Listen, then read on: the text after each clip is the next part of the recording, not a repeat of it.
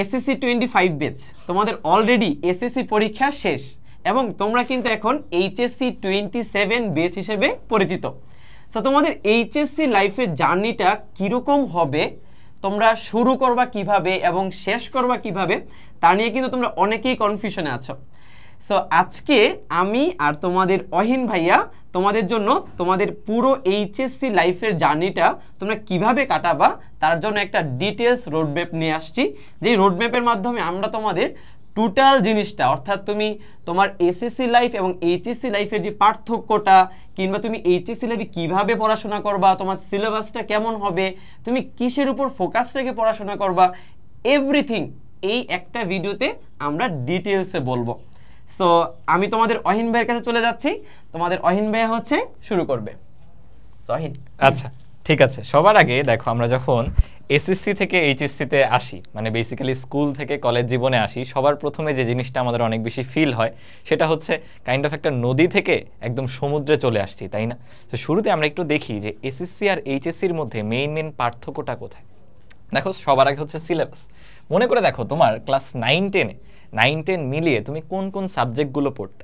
সায়েন্সের আমাদের মেইন 4টা সাবজেক্ট ছিল, জেনারেল ম্যাথ, আরও এক্সট্রা করে যদি তুমি ধরো general math, higher math, physics, chemistry, math, biology, এগুলোই তো মেইন সাবজেক্টগুলো। এইচএসসিতে এসে হ্যাঁ, ম্যাথ হয়তো একটা আছে, ম্যাথ আর জেনারেল ম্যাথ, হায়ার ম্যাথ দুইটা নাই, শুধুমাত্র হায়ার ম্যাথই পড়তে হবে যারা সায়েন্সে আছো। বাট সায়েন্সের প্রত্যেকটা subject, physics, chemistry, math, biology, সবগুলাই কিন্তু এখন থাকবে 2টা করে পেপার।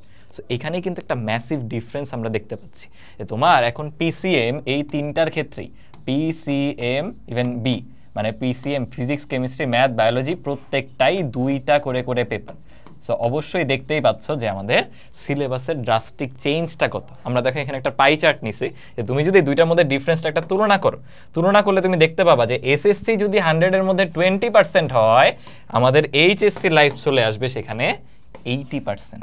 তাহলে এসএসসির মতো এফোর্ট বা এসএসসির ফ্লোতে পড়াশোনা করলে কি এনাফ হবে? কখনো না। সো এখন থেকে আরও বেশি সিরিয়াস হতে হবে। এটা তো গেল প্রথম ডিফারেন্সটা। আমরা যদি যাই টাইম লাইনটাতে, খেয়াল করে দেখো তো, তুমি এসএসসি পরীক্ষা দিছো কখন? ক্লাস 9-10-এ সেম একটা বই পুরোপুরি শেষ করে এসে পরবর্তীতে তোমরা এসএসসি পরীক্ষায় বসছো। তোমরা 23 সালে 9-এ পড়ছো, 24 সালে 10-এ পড়ছো, তারপর 25 সালে এসে পরীক্ষা দিছো। অন অ্যাভারেজ আমরা 24 থেকে 25 মাস সময় পাই এসএসসিতে।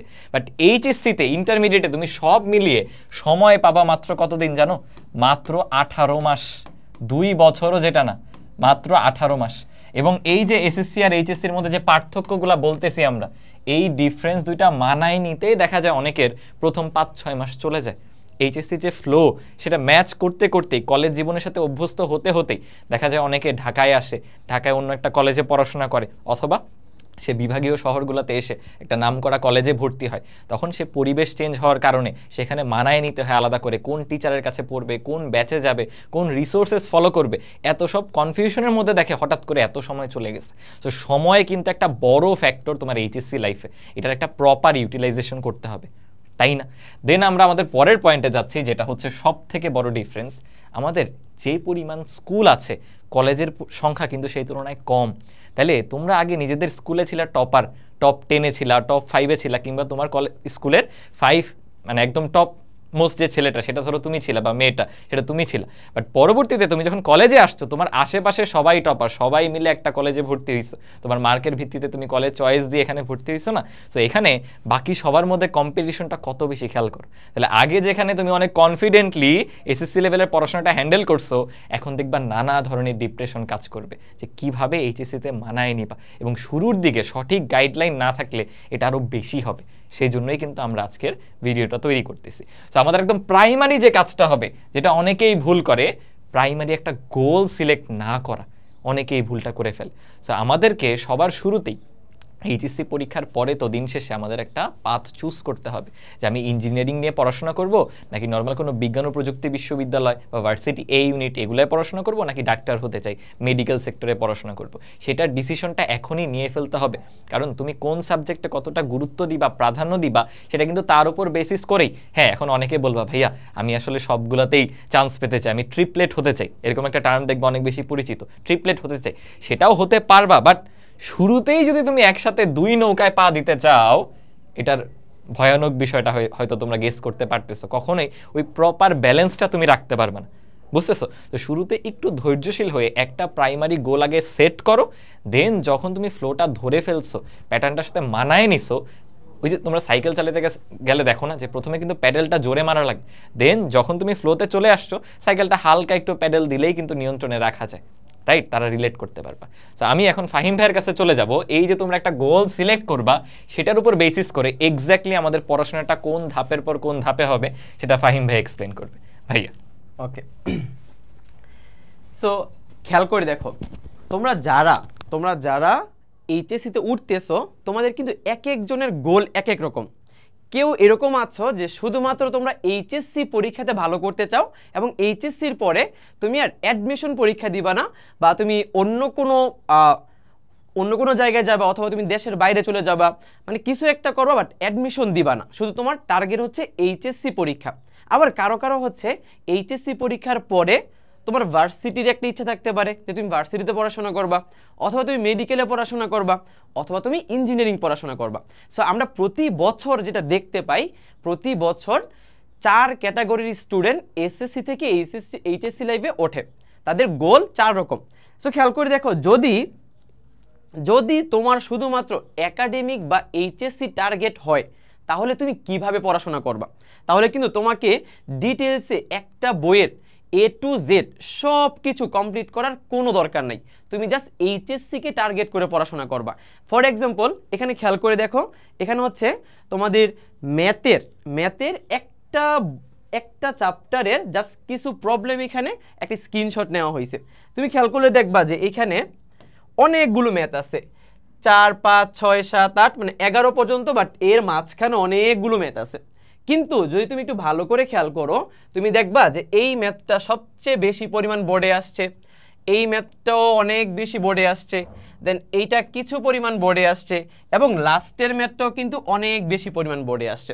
তাহলে আমরা যদি এইচএসসিকেই টার্গেট করি তখন তোমার এই সব কোশ্চেন করার দরকার নেই, তুমি শুধুমাত্র বোর্ড কোশ্চেনগুলো সলভ করবা। তুমি যদি শুধুমাত্র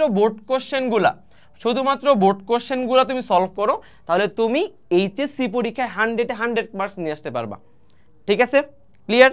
সো তোমাকে এখানে গদবাদা করে সব ম্যাথ পড়ার দরকার নেই, কিন্তু মাথায় রাখতে হবে প্রতিটা সাবজেক্টের প্রতিটা চ্যাপ্টারের তোমার কিন্তু কনসেপ্ট ক্লিয়ার থাকতে হবে। কনসেপ্ট ক্লিয়ার করার পর এরপর তুমি বোর্ড স্ট্যান্ডার্ড কোশ্চেনগুলো সলভ করবা। ঠিক আছে, সো এবার আসো যাদের ইঞ্জিনিয়ারিং টার্গেট, খেয়াল করো ইঞ্জিনিয়ারিং টার্গেট যাদের, ওদের ফার্স্ট হচ্ছে অবশ্যই প্রতিটা সাবজেক্টের কনসেপ্ট খুব ভালো করে শেষ করতে হবে। বিশেষ করে তোমরা কিন্তু ফিজিক্সের মধ্যে কনসেপ্ট ক্লিয়ার থাকে না, একটু ম্যাথ যদি একটু ঘুরায় পেঁচায় দেয় তাইলে কিন্তু আমরা মানে একটু ইতস্তত বোধ করি যে আমরা পারতেছি না বা ঝামেলা হচ্ছে। এসএসসিতে কিন্তু তোমরা এই প্রবলেমটা ফেস করে আসছো, রাইট? সো ইন্টারে তোমাকে মাস্ট কনসেপ্টের উপর জোর দিতে হবে। দেন সেকেন্ড হচ্ছে তুমি প্রতিটা সাবজেক্টের একটা মাত্র বই খুব ভালো করে শেষ করবা, একদম A to Z সব শেষ করবা। ধরো তুমি ম্যাথের একটা বই নিলা, একটা রাইটারের বই নিলা, ওই একটা রাইটারের বই A to Z সব শেষ করবা। আমাদের একটা কমন একটা মানে কথা প্রচলিত আছে যে ইঞ্জিনিয়ারিং পড়তে হলে বা মানে ভার্সিটিতে চান্স পাইতে হলে প্রথম থেকেই একাধিক বই পড়তে হয়। তো আমি যখন নর্ডহ্যাম কলেজে ছিলাম তখন আমিও সেম জিনিসটাই বিশ্বাস করতাম, এবং আমি প্রতিটা সাবজেক্টে 2-3টা করে বই কিনেছি। তো আমার প্রথম দিকে কি হইতো, প্রথম দিকে আমি এই সাবজেক্টের মানে একটা চ্যাপ্টার ধরলাম, একটা চ্যাপ্টারের এই বই থেকে কিছু ম্যাথ করলাম, আবার আরেক চ্যাপ্টারে আরেক বই থেকে কিছু ম্যাথ করলাম, এইভাবে একটা হজবরল সৃষ্টি হবে। তুমি টার্গেট করবা, এরপর আমি সব কিছু বাদ দিয়ে জাস্ট একটা বইকে টার্গেট করছি। তুমি যদি একটা বইকে টার্গেট করো এরপর তুমি টেস্টের পরে অন্যান্য বইও খুব দ্রুত সলভ করে ফেলতে পারবা। তুমি খেয়াল করো, তোমাকে একটা উদাহরণ দিই। ধরো তোমার একটা বই তোমার কলেজে পড়াচ্ছে, ফর এক্সাম্পল ম্যাথের ধরো হচ্ছে অক্ষরপত্র তোমাকে পড়াচ্ছে, ঠিক আছে? তুমি যদি এইটার একদম 100% সব ম্যাথ যদি তুমি কমপ্লিট করে ফেলতে পারো, এরপর তুমি যদি আরেকটা বই নেও, ফর এক্সাম্পল কেতাব স্যারের বই নেও, যে ইঞ্জিনিয়ারিংয়ের জন্য কেতাব স্যারের বইটা অনেক ভালো, সো কেতাব স্যারের বই নাও, তুমি দেখবা যে এই 100% যে ম্যাথগুলো করে ফেলছো না, তার মধ্যে এইখানে আসলে 80% ম্যাথ একই ম্যাথ। তো 80% ম্যাথ কি তোমার করার কি আসলে দরকার আছে?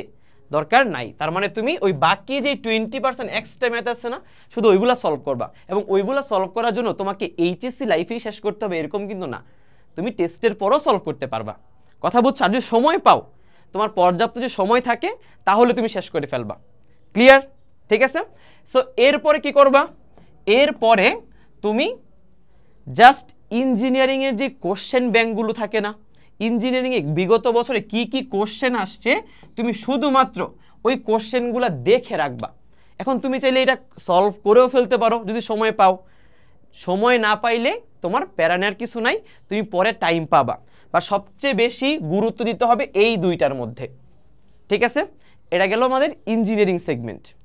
এবার আসো যারা তোমরা মেডিকেলের প্রিপারেশন নিবা। সো মেডিকেলের যেইটা, মেডিকেলে কিন্তু তোমার ফিজিক্স, কেমিস্ট্রি, বায়োলজি, ইংলিশ এবং তোমার কি জিকে, এই সাবজেক্টগুলো থেকে আসে, রাইট? মেডিকেলের জন্য তোমাকে সবসময়, ধরো তুমি ম্যাথের কথাই বলি, মেডিকেলের জন্য তোমার কিন্তু ম্যাথে আহামরি গুরুত্ব দিতে হবে না, বাট তোমাকে কিন্তু অবশ্যই বোর্ড কোশ্চেন সলভ করতে হবে। অর্থাৎ যারা তোমরা ইঞ্জিনিয়ারিং প্লাস মেডিকেল ক্যান্ডিডেট, তোমাদের কিন্তু এই যাত্রাটা পার করেই আসতে হবে, এটাকে তোমাকে অবশ্যই করতে হবে। ঠিক আছে, তো তোমার ম্যাথের উপর অতটা জোর দেওয়ার দরকার নাই, জাস্ট তুমি বোর্ড স্ট্যান্ডার্ড কোশ্চেনগুলা তুমি সলভ করবা। ঠিক আছে, আর ফিজিক্স, কেমিস্ট্রি, বায়োলজি এইগুলার এ টু জেড তোমাকে সব থিওরি শেষ করতে হবে, সব থিওরি শেষ করতে হবে। এবং ফিজিক্স, কেমিস্ট্রির যে ইঞ্জিনিয়ারিংয়ের কঠিন কঠিন প্রবলেমগুলো আছে না, ওইগুলো আসলে করা দরকার নেই। যারা ইঞ্জিনিয়ারিং প্রিপারেশন নিবে তাদের জন্য ওই কঠিন কঠিন প্রবলেমগুলো তোমাকে জাস্ট কনসেপ্ট বুঝে সিম্পল ম্যাথগুলো করতে হবে। বাট এখানে বেসিক থেকে প্রচুর কোশ্চেন আসে, একটু মুখস্থ টাইপের যে বেসিক জিনিসগুলা, ওইখান থেকেই কোশ্চেনগুলা দেয়। ঠিক আছে, আচ্ছা। আর সর্বশেষ যারা ভার্সিটির জন্য প্রিপারেশন নিবা, ভার্সিটি, তারা কি করবা? তারা অবশ্যই আগে এইচএসসি স্ট্যান্ডার্ড যা যা আছে তোমাকে ওই সব কিছু খুব ভালো করে শেষ করতে হবে, সব কিছু। ঠিক আছে, বোর্ড স্ট্যান্ডার্ড সব কিছু। এরপর তোমাকে বেশি গুরুত্ব দিতে হবে এমসিকিউ, যে শর্টকাট টিকগুলো থাকে না, যে তুমি কম সময়ে খুব বেশি পরিমাণ তুমি এমসিকিউ সলভ করে ফেলতে পারো, এটার উপর তোমাকে গুরুত্ব দিতে হবে।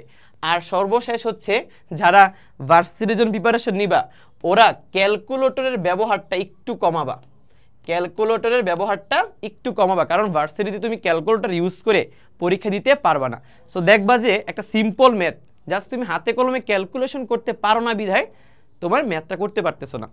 বাট যারা ভার্সিটিতে পরীক্ষা দিবা, তোমরা যদি একটু ভালো করে এইচএসসি লাইফটা কাটাও না, বা একটু ভালো করে এইচএসসি বা একাডেমিকটাকে ফোকাস করো, দেখবা তোমার ভার্সিটি প্রিপারেশন এখানে হয়ে যায়। শুধুমাত্র ইঞ্জিনিয়ারিং এবং মেডিকেলে যারা যাবা, ওদের জন্য আলাদা করে একটু পড়াশোনা দরকার বেশি। বাট ভার্সিটি স্ট্যান্ডার্ড প্রিপারেশন এবং এইচএসসি প্রিপারেশন অলমোস্ট সেম। ঠিক আছে, সো মোটামুটি হচ্ছে তোমাদের 4 ক্যাটাগরির যা যা পড়া দরকার আমরা সব কিছু বলে দিলাম। এখন অহিন চলে আসো। সো তোমাদের ইন্টারমিডিয়েট, অর্থাৎ তোমাদের তো আমরা এসএসসি 25-এর আমরা ওয়ান শট ক্লাস দিয়েছি, দেন হচ্ছে আমরা তোমাদের ক্লাস নিয়েছি তোমাদের পরীক্ষার মাঝখানে CQ MCQ one shot class গিয়েছিল, রাইট? সো তোমাদের থেকেই আমরা আমাদের এইচএসসি যাত্রাটা শুরু করতেছি। আমরা বিশেষ করে ম্যাথের জন্য আমি আর অহিন ভাইয়া তোমাদের ফুল এইচএসসির যে ম্যাথ সিলেবাসটা এটা কমপ্লিট করার ডিসিশন নিয়েছি। সো আমরা ইনশাল্লাহ তোমাদের হাতে কলমে একদম সব কিছু, তোমাদের ম্যাথের জন্য যা যা লাগবে সব কিছু, জাস্ট আমাদের যেই একটা কোর্স থাকবে ওই একটা কোর্সেই তুমি এভরিথিং পেয়ে যাবা। এখন প্রশ্ন হচ্ছে যে ভাইয়া আপনারা তো আমাদের পড়াবেন বা একটা কোর্স লঞ্চ করতেছেন, আসলে আমাদের এই কোর্সে কোন ক্যাটাগরির স্টুডেন্ট ভর্তি হবে? আমি এইচএসসি স্ট্যান্ডার্ড, মানে ধরো তুমি একাডেমিক পড়াশোনা করতে চাও, আবার আরেকজন ফ্রেন্ড তোমাদের মেডিকেলের প্রিপারেশন নিতে চায়, আরেকজন ইঞ্জিনিয়ারিং প্রিপারেশন নিতে চায়, এবং আরেকজন ধরো হচ্ছে ভার্সিটি প্রিপারেশন নিতে চায়। তো আপনি কোন ক্যাটাগরির উপর ফলো করে আপনাদের কোর্সে ক্লাসগুলো নেবেন, একটু তোমাদের আমরা ব্যাখ্যা করি। আচ্ছা, তো যেটা আমাদের প্রথম যে ফেজ, আমরা টোটাল 4টা ফেজের মাধ্যমে তোমাদের ফুল ইন্টারের যত ম্যাথ আছে, যত ম্যাথের চ্যাপ্টার আছে সব কমপ্লিট করে দিব। এবং আমরা ফেজ 1-এ আমরা শুরুই করব আমাদের ম্যাট্রিক্স নির্ণায়ক, সরল রেখা, ত্রিকোণমিতিক অনুপাত, সংযুক্ত কোণের ত্রিকোণমিতিক অনুপাত এবং অন্তরীকরণ দিয়ে। মানে এই 5টা মূলত প্রতিটা কলেজের ফার্স্ট ইয়ার মানে ফার্স্ট পেপার মানে প্রথম যে পরীক্ষাটা হয় তোমাদের কলেজে, ওই প্রথম কলেজের সিলেবাসে মোটামুটি এই 5টা অধ্যায় সবচেয়ে বেশি থাকে। সো আমরা ফেজ 1 দিয়েই এটা শুরু করব। এখন তোমাদের প্রশ্ন থাকতে পারে যে ভাই ওই যে বললাম একটু আগে যে তোমরা আসলে কোন ক্যাটাগরির অনুসারে আমরা পড়াবো তোমাদেরকে, রাইট? সো তার জন্য একটু বলি, কহিন বলবা? আপনি কন্টিনিউ করতে পারেন। আমি বলবো, আচ্ছা ঠিক আছে। সো ফার্স্ট হচ্ছে তোমাদের একটা চ্যাপ্টার যখন আমরা শুরু করব ম্যাথের, তখন আমরা ওই চ্যাপ্টারের আগে তোমাদের আমরা কনসেপ্টগুলো বুঝাবো। প্রথমে তোমাদের কনসেপ্টগুলো বুঝাবো, এটা হচ্ছে আমাদের প্রথম প্রায়োরিটি, কারণ কনসেপ্ট না বুঝে তুমি কোনো ম্যাথে আগাইতে পারবে না, রাইট? এরপর সেকেন্ড যে কাজটা, সেকেন্ড হচ্ছে প্রতিটা চ্যাপ্টারের একদম টাইপ ওয়াইজ সবচেয়ে ইম্পর্টেন্ট যে ম্যাথগুলো আছে আমরা ওই ম্যাথগুলো তোমাদের করিয়ে দিব। টাইপ ওয়াইজ করাবো যেন আমাদের ক্লাসের টাইমটাতে যেন আমাদের কম সময় লাগে এবং তোমরা যেন বাসায় বেশি পরিমাণ ম্যাথ সলভ করতে পারো। কারণ একটা টাইপে যদি 10টা ম্যাথ থাকে, 2টা ম্যাথ করিয়ে দিলে বাকি 8টা ম্যাথ কিন্তু তোমরা করতে পারবা, রাইট? আচ্ছা, এরপরে 3 নাম্বার হচ্ছে তোমাদের আমরা প্র্যাকটিস শিট দেব। প্র্যাকটিস শিটের মধ্যে অবশ্যই বোর্ড কোশ্চেন, দেন হচ্ছে তোমার কি জানি বলে ইঞ্জিনিয়ারিং কোশ্চেন ব্যাংকের কোশ্চেন, এরপর তোমার হচ্ছে ভার্সিটি কোশ্চেন ব্যাংক কোশ্চেন, এরকম আলাদা আলাদা করা থাকবে যেন তোমরা তোমাদের মানে সুবিধা মতো ক্যাটাগরি অনুসারে তোমরা যেন প্রিপারেশনটা নিতে পারো, ঠিক আছে? আর আরেকটা বিষয় হচ্ছে আমরা তোমাদের কলেজের পরীক্ষাগুলোর আগে কিছু এক্সক্লুসিভ সাজেশন দিব। যে ভাইয়া এই সাজেশন আসলে কি থাকবে, তুমি খেয়াল করে দেখো, তুমি যখন কলেজের পরীক্ষাগুলো দিবা, আমাদের সবারই কিন্তু একটা টেন্ডেন্সি থাকে যে আমরা স্কুলের পরীক্ষাগুলোতে ভালো করব কিংবা কলেজের পরীক্ষাগুলোতে ভালো করব। তো কলেজের পরীক্ষাতে ভালো করতে হলে কিন্তু তোমাকে এসএসসি স্ট্যান্ডার্ড কোশ্চেন সলভ করতে হবে, রাইট? সো আমরা এমনভাবে তোমাদের সাজেশনগুলো দিয়ে দিব যেন তোমরা তোমাদের কলেজের পরীক্ষায় একদম 100 মার্কস নিয়ে আসতে পারো। যে ভাইয়া এইটুকুই কি আমাদের জন্য শেষ? না, তারপরেও তোমাদের কি কি দরকার আছে, তারপরেও তোমাদের আসলে প্রতিটা চ্যাপ্টারে এমসিকিউ শর্টকাট ট্রিক দরকার আছে যেন তোমরা তোমাদের এইচএসসির এমসিকিউ এবং ভার্সিটি এমসিকিউ দুইটাই কভার করতে পারো। কথা কি বুঝছো? এবং এইচএসসির জন্য প্রিপারেশন মানে কিন্তু সবারই নিতে হবে, তাই না? এবং তোমাদের কিন্তু অনেকেরই সিকিউতেও প্রবলেম থাকে, তো আমরা সিকিউগুলোও তোমাদের ধরিয়ে দিব যে আসলে কিভাবে তোমাকে প্র্যাকটিসটা করতে হবে। তো এই যে আমরা 5টা জিনিস বললাম, তো ভাইয়া এই 5টা জিনিস তো 3 ক্যাটাগরির স্টুডেন্টদের জন্য, যে যারা একাডেমিক প্রিপারেশন নেবে, যারা মেডিকেলের জন্য প্রিপারেশন নেবে এবং যারা ভার্সিটির জন্য প্রিপারেশন নেবে, রাইট? কিন্তু ইঞ্জিনিয়ারিং যারা প্রিপারেশন নিবা তারা তো আসলে বঞ্চিত হচ্ছে, তাই না? তাদের জন্য একটা স্পেশাল ভার্সন থাকবে, সেটা হচ্ছে প্রতিটা চ্যাপ্টারের আমরা একটা বা দুইটা হয় লাইভ ক্লাস অথবা লাইন ক্লাস লিখে ফেলতেছে, আচ্ছা, হয় লাইভ ক্লাস অথবা রেকর্ডেড ক্লাস আমরা তোমাদের প্রোভাইড করব যেন ওই একটা বা দুইটা ক্লাসের মাধ্যমে ওই চ্যাপ্টারের বিগত বছরের যত তোমার ইঞ্জিনিয়ারিং এর কোশ্চেন বলো অথবা ইঞ্জিনিয়ারিং কনসেপ্ট রিলেটেড যা কিছু আছে আমরা এটার মধ্যে দিয়ে দিব। সো এটা কিন্তু সবার করা লাগবে না, শুধুমাত্র যারা ইঞ্জিনিয়ারিং এর জন্য টার্গেট রাখবা শুধুমাত্র তারা সলভ করবা। ক্লিয়ার? সো আমার মনে হয় এখানে যা যা আমরা মানে প্ল্যান করেছি তোমাদের সবার জন্যই এটা ক্যাটাগরি অনুসারে হয়ে যাবে, বুঝছি? সহিন অনেকক্ষণ ধরে বলতেছি, তুমি কিছু বলো।